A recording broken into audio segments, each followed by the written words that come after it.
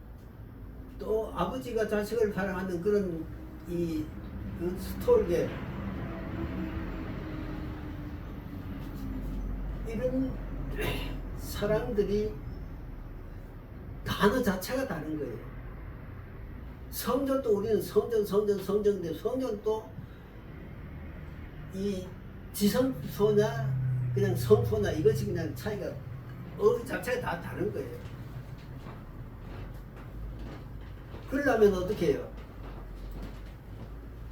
단어를 바로 알려면은 단어 어근 이 말이 도대체 어디서 나왔냐? 말의 뿌리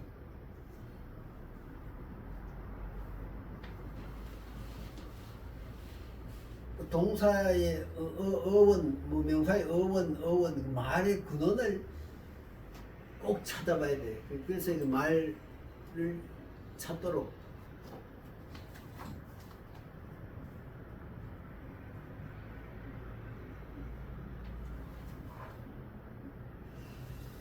그 다음에 7번째로는 가정법 문장을 알아라.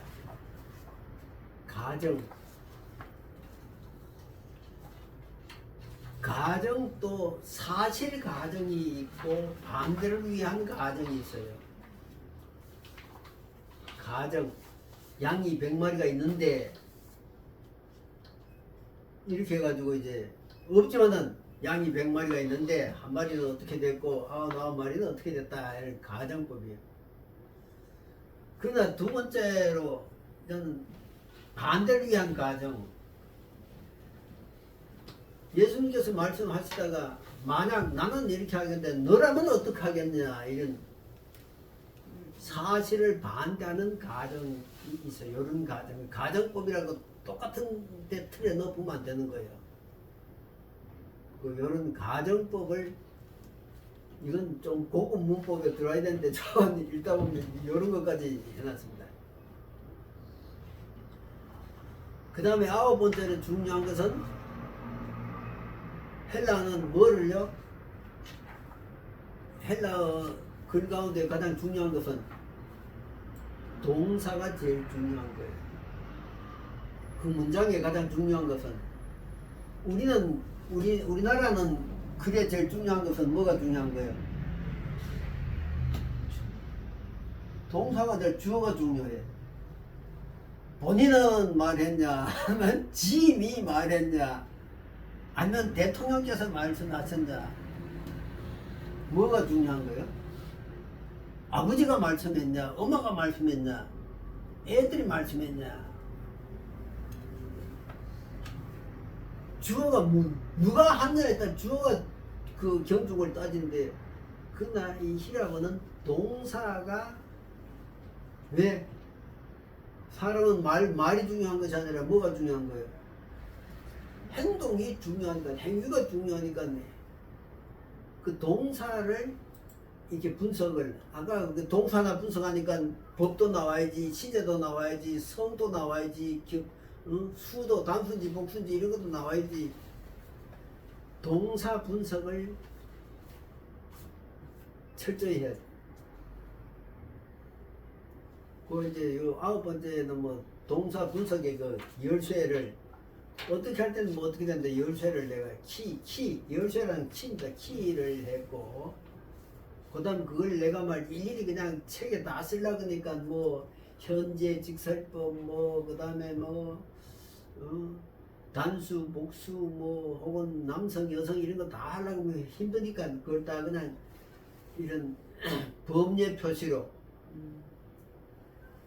현금은 현재다 직금은 직설법이다 이렇게 이제 하는 요걸 키워드라고 하기도 하는데 뭐 누가 키워드가 자기가 말 먼저 했는데 또 뒤에 물어보지도 않고 키워드라고 한다고 그냥 시비를 걸어와서 나는 표식 문자라고 그렇게 했어. 문자는 아닌데 표식 문자다 하면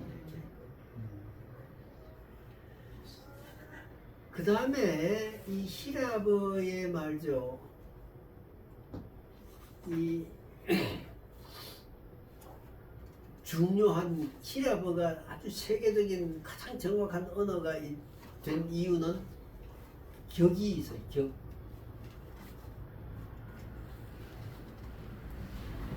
독일어가 학스러우고 영어는 뭐 쉬운 거다 그래요. 독일어에는 격이 있어요. 여러분 독일어 옛날 하셨나?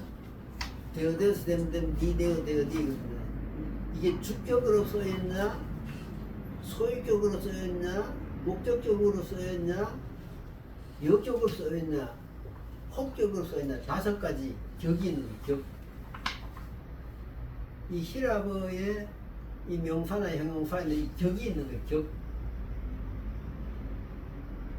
5가지로 격이 딱 드러나요. 주격은 주격으로 나는 너는 말지. 우리들이 그 사람들이 뭐 가, 이갈부터 주격으로 해야 되고 그 다음 소유격은 어떻게 해요? 나의, 너의, 그들의, 우리들의 소유가 나오는 거예요.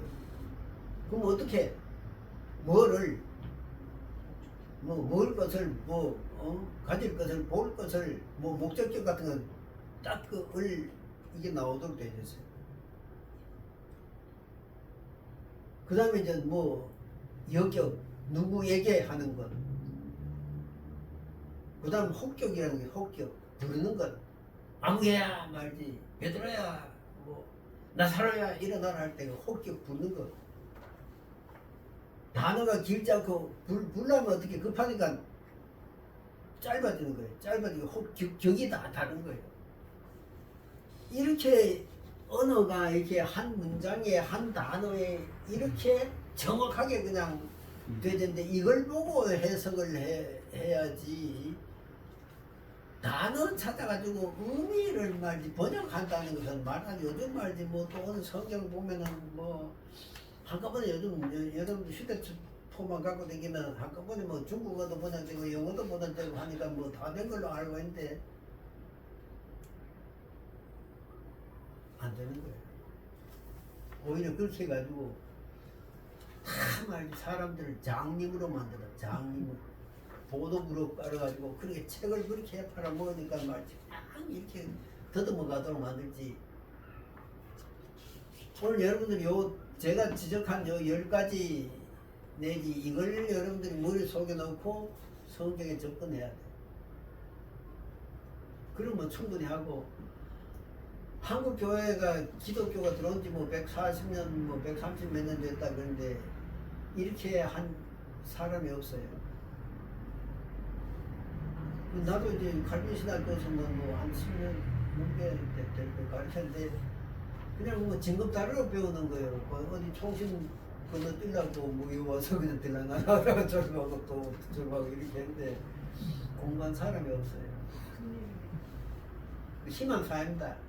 여러분들은 이걸 정말 이 히라버 성경을 신약 성경 이런 원본을 읽어내야 되겠다, 읽어봐야 되겠다 라고 하시고 제가 여러분들 위해서 할 수 있는 걸 책도 소개해줬고 그 다음 걸 로마서를 책을 여러분들 들었다는 걸 그걸 다 이렇게 그 샘플을 다 줬고 원문 주석법을 다 이렇게 책을 냈고 그것도 모자라고 그것도 너무 많은 것 같아가지고 이렇게 해서 이렇게 짧게 해가지고 이렇게 해서 단 코스로 말이지 이렇게 하라고 그러는데 여러분들이 또 어영부영 하면 안 되는 겁니다. 아니 어영부영은 하시지 않겠지만 제가 꼭 하셨으면 좋겠다. 제가 이 일을 해가지고 한국 교육에 크게 좀 영향 끼치면 좋겠다.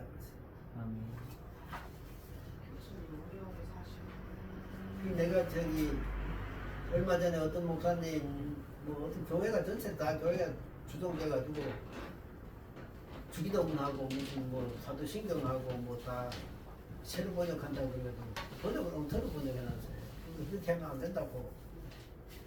내가 이렇게 저렇게 했더니만 당신이 뭘 안다고 내가 이렇게 안다 이 정도 안다 책을 내고 신문에다 내고 이렇게 해버려. 그냥 그 사람 나중에 그냥 꼬리 내리고 그냥 그러고 말았는데 그게 중요한 것이 아니라 중요한 건 제가 지금 이 소망이 있다면은 정말 강단에서 있는 분이라면은 성경 원주 자기가 결국 성경 한 절 읽어놔놓고 설교를 하려고 하는 사람들인데 그걸 그냥 정확하게 읽고 자기라도 읽고 자기라도 알고 그냥 떠들었으면 좋겠다 하는 그런 바람이 있습니다.